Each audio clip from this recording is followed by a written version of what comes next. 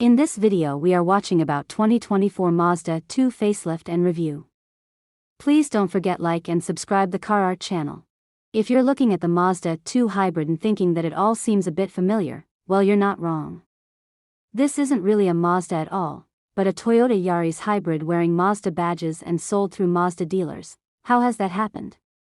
There are boring details about a tech-sharing agreement between Toyota and Mazda in the background, but the short version is that Mazda now, at short notice, has a competitive hybrid model to offer buyers that are looking for a small, frugal car, and frugal it most certainly ought to be. Mazda claims that the 2 Hybrid can average better than 70 miles per gallon, and our experience of the same 1.5-liter, 3-cylinder hybrid engine in the Yaris shows that's at least possible, even if your average daily driving will probably yield something like 55 to 60 miles per gallon more of the time. Around town, you can smugly run about on electric power quite a bit of the time.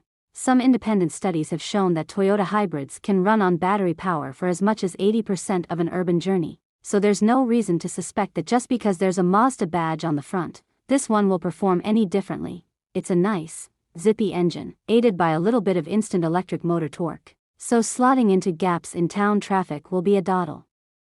The Mazda 2 Hybrid is also a very compact car. It's just 3.9 meters long, shorter by quite a bit than rivals such as the Skoda Fabia and Honda Jazz, so ducking and diving around town is its natural habitat. It should even be quite good on a twistier country road. Experience with the Yaris shows us that this basic setup has sharp steering and a willing chassis, so corners can be taken accurately and with some enjoyment too. Motorways are less of a happy hunting ground for cars like the Mazda 2 Hybrid, as the hybrid system can't play to its strengths, so fuel consumption goes up, although nowhere near as much as it did with hybrids of the early 2000s. A bit too much road noise will likely spoil the refinement on long runs, too. The Mazda 2 Hybrid is also a very compact car, so ducking and diving around town is its natural habitat. Interior quality won't be an issue. As with the engine and body, Mazda has brought in and rebadged the cabin of the Yaris, so you know it's been built to last, and both companies have exceptionally good reliability and quality records. Equipment is good too. You get a 7-inch touchscreen as standard, with an 8-inch version for higher spec models, and both come with Apple CarPlay and Android Auto. Air conditioning is standard too, although you'll have to pay extra if you want proper climate control. As standard, you get simple analog dials for instruments in the basic pure version, but higher spec Agile and Select versions can be fitted with a digital instrument display that looks like it's been built into a pair of binoculars. The Select even gets a heads-up display, which projects your speed and other information onto the windscreen. There's lots of standard safety equipment too. All versions get lane-keeping steering, collision-avoiding braking, and radar-guided cruise control. Space is a bit of an issue. The rear seats are definitely on the tight side, and you'll find considerably more rear room in the likes of the seedy Ibiza or the cavernous Honda Jazz. The boot is really small too.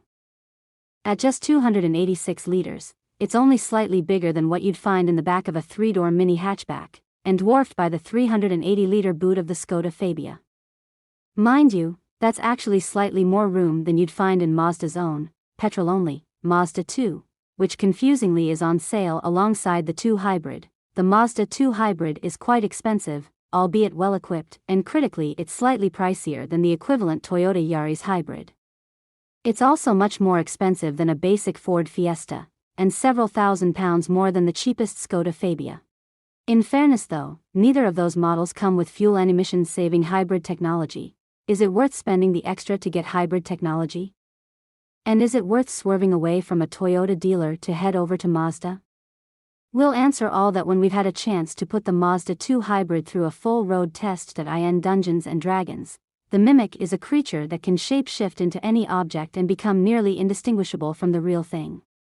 Other than the shape-shifting bit, the same could be said of the Mazda 2 Hybrid. It's practically identical to the Toyota Yaris. True, a recent facelift has made the 2 Hybrid stand out from its cousin a little more. But underneath they're still effectively the same car. Meanwhile, a completely unrelated petrol Mazda 2 remains on sale, with its own look and engines. That begs the question, why would Mazda have 2 different models with effectively the same name? Well, while the standard Mazda 2 can only be had with a mild hybrid or pure petrol engine, the 2 Hybrid is the result of a partnership with Toyota and is a full hybrid car. It's incredibly efficient and can go short distances on electricity alone, yet doesn't need plugging in.